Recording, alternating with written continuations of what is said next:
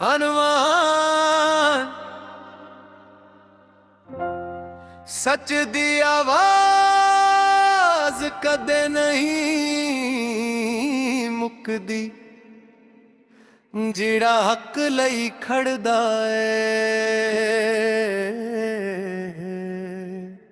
ओ लोकां दे दिलां वच वसदा है। गिलियां दे विच पल्ले खाबड़े सी, एक दिन दुनिया नो दिखाओ ना अरमान बड़े सी। लोक हसे लोक टोके पर हौसले साडे पहाड़ां तो बड़े सी।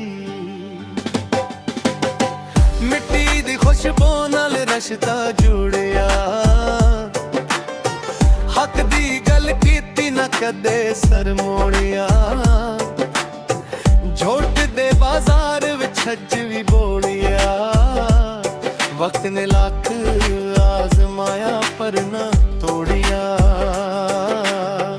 सच दी आवाज नू दबाया न जावे, हक दे रस्ते नू मिटाया न जावे। जेरे दिल विच हौसला रख देनी, ओना दा नाम भुलाया न जावे।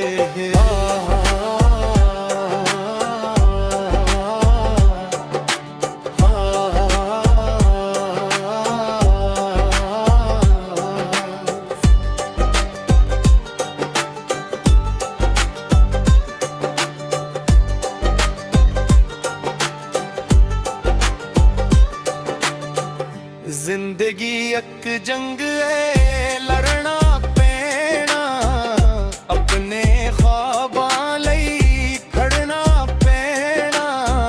लोकां दियां गल्लां तो डर के नहीं, अपने रब ते भरोस करना पैना। जिए अज मजाक उड़ा देने ने, कल ओही तालियां भी मार देने। वक्त सबनू जवाब दे देंदा, चेहरे सब सामने आ जांदेगा। सच दी आवाज नू दबाया न जावे, हक दे रस्ते नू मिटाया न जावे।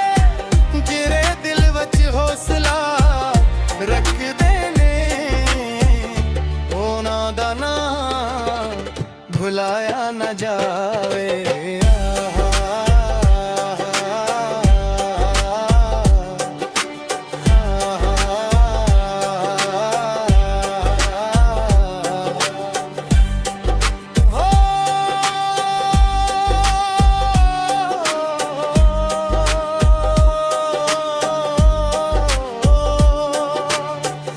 दौलत नाल सट ललदी है, न ताकत नाल मुहब्बत मिलदी है।